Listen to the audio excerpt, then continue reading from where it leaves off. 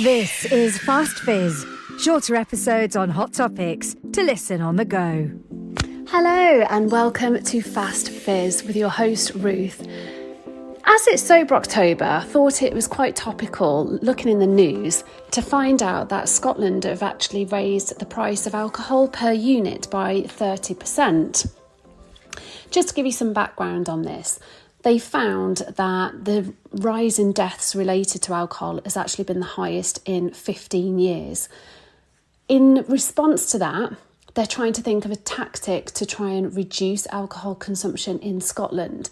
And they believe, the government, by increasing the cost of alcohol by 30% will deter people from consuming it because it'll be a higher price and people won't be able to afford it because it's considered a luxury.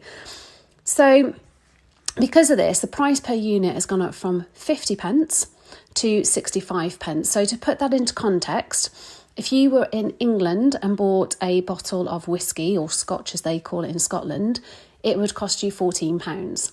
If you go over the border to Scotland, it would cost you £18.20. If you bought a standard bottle of vodka, that'd be £10 in England. If you go to Scotland, it would be £17. So this isn't pennies, this is quite a significant increase in cost. Now, in response to that, if you Google it, there's lots of little BBC News clips and it's interviewing the consumers in local shops, and also I think it interviewed a shopkeeper. The whole consensus from customers was like, it's not going to deter people. People are still going to buy the booze. So I watched it and I thought, well, what will deter them? If putting the price up that much isn't going to deter them. And then I got to thinking, what will they have to sacrifice? Because £7 increase on a bottle of vodka, that's a meal, right? Are these people who need the vodka and feel it's necessary in their lives, are they going to sacrifice a meal that day or sacrifice their phone bill? Like, where are these sacrifices going to sort of take place in their life? And that's quite a scary thought, that these consumers and the shopkeeper are absolutely convinced that basically they're saying it doesn't matter how much you increase the price of booze by, we are still going to buy it and we're still going to manage to sell it. So where's the deterrent?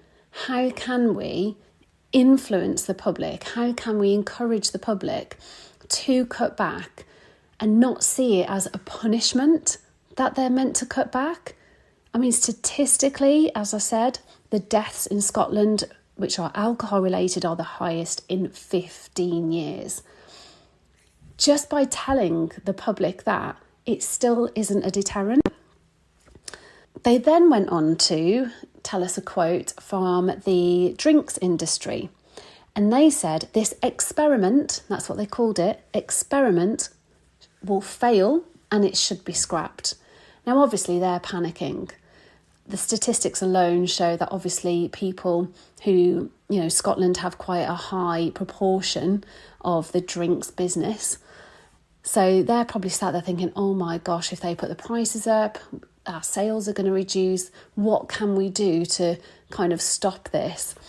So they're obviously campaigning against it being scrapped and going back to the 50 pence per unit and not the hike of 65 pence per unit. But I just thought, isn't it sad that you've got to punish people with a stick rather than dangle a carrot? And I think in my life, and the way I've kind of tried to bring my children up is to sort of dangle a carrot and say, this is the reward. This is, if you do something positive, you're going to receive this at the end. Why can't we approach it like that with consumers? If you reduce your alcohol intake, you're going to see these benefits. Instead of beating them with a stick saying, you're not going to stop drinking. Oh, well, that's not good enough. Let's beat you with a stick. Let's hike the prices up. Let's just make your life a little bit harder than it already is. Thoughts on this? Is it the best way to go? Is it their last resort? Is there a better way? Just thought I'd give you some food for thought on that one, because it doesn't really sit right with me to punish people for making a choice to drink alcohol because they could be in a position where they haven't got the help, they haven't got the support, and they cannot see a way out, and it's their only crutch in life, unfortunately, and that's really sad. And, we've got to empathise with people who feel like that. Should we punish them though? No, in my opinion. Be interesting to see what other people's thoughts are. Let's dangle the carrot, let's wave the sober flag and show them how a life without alcohol is actually better, and that will lead to you not needing the alcohol. Thank you for listening to Fast Fizz with your host Ruth. Find us online on Facebook, YouTube, on X and Instagram, as well as most major streaming platforms. If you'd like to get in touch with the show, the email is fizzfree0, the number 0, @gmail.com.